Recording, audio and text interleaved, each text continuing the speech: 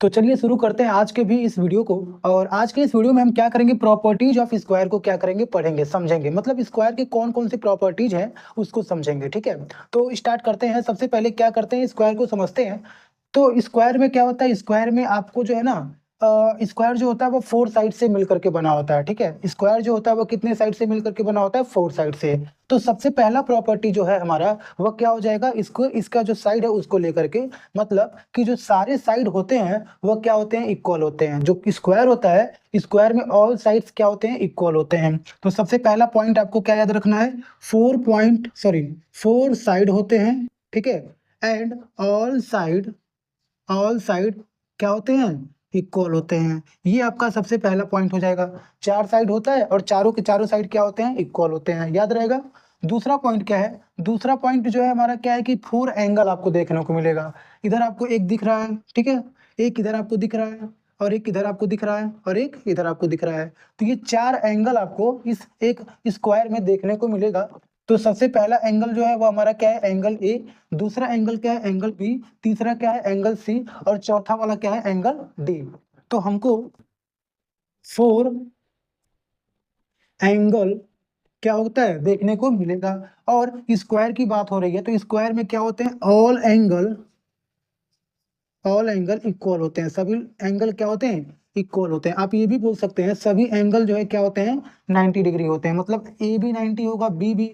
इसी तरीके से चारों का चारों क्या होगा, 90 डिग्री होगा। स्क्वायर में क्या होता है, सभी के सभी 90 डिग्री ही होते हैं। और सभी साइड क्या होते हैं, इक्वल होते हैं। अब जो है तीसरा पॉइंट हमारा जो है डायगोनल को लेकर के है।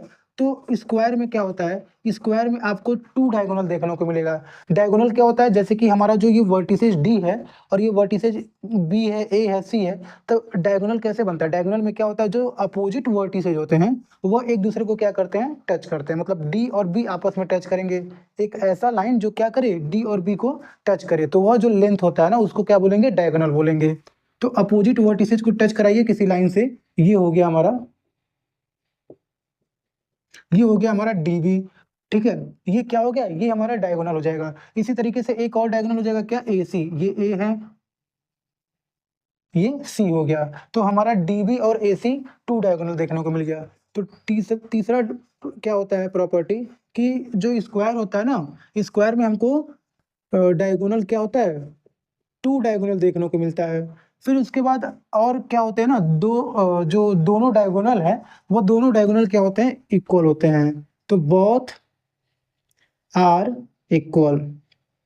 तो दोनों डायगोनल क्या हो जाएंगे, इक्वल हो जाएंगे, ये याद रखना है। अब जो है चौथा पॉइंट आपको क्या याद रखना है, चौथा ये है कि ये जो डायगोनल है ना, ये क्या करता है, उस जो angle A B C D है, इस चारों एंगल को क्या करता है, बाइसेक्ट करता है। मतलब अगर एंगल हमारा पूरा 90 डिग्री है तो ये जो डायगोनल है ना, इस एंगल को हाफ हाफ में क्या कर दिया है, डिवाइड कर दिया है। तो डायगोनल क्या करता है, डायगोनल बाइसेक्ट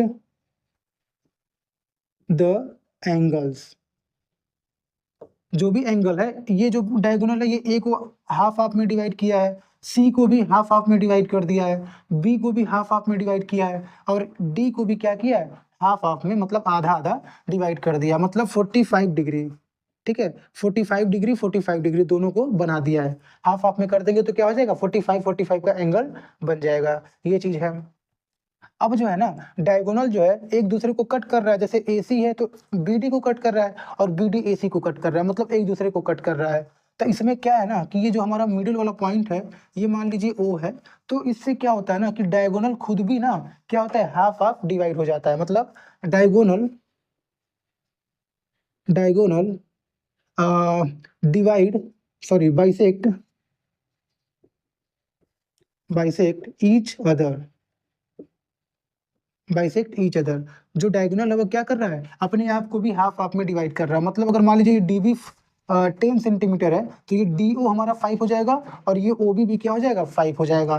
तो डायगोनल भी क्या होते हैं, आपस में हाफ हाफ में डिवाइड हो जाते हैं। और जो डायगोनल बाइसेक्ट ईच अदर, और जिस पॉइंट पे कट करता है ना, उधर हमारा कौन सा एंगल बनता है, उधर भी 90 डिग्री बनता है, एट 90 डिग्री। तो diagonal bisect each other at 90 degree. Diagonal अपने आप को बाइसेक्ट भी करता है, और 90 डिग्री पर बाइसेक्ट करता है। मतलब जो मिडिल पॉइंट है ना, जो सेंटर वाला, वहां पे कितना डिग्री का एंगल बनता है? 90 डिग्री बनता है। ये भी 90 होगा, ये भी 90 होगा, ये भी 90 होगा, और ये भी क्या होगा?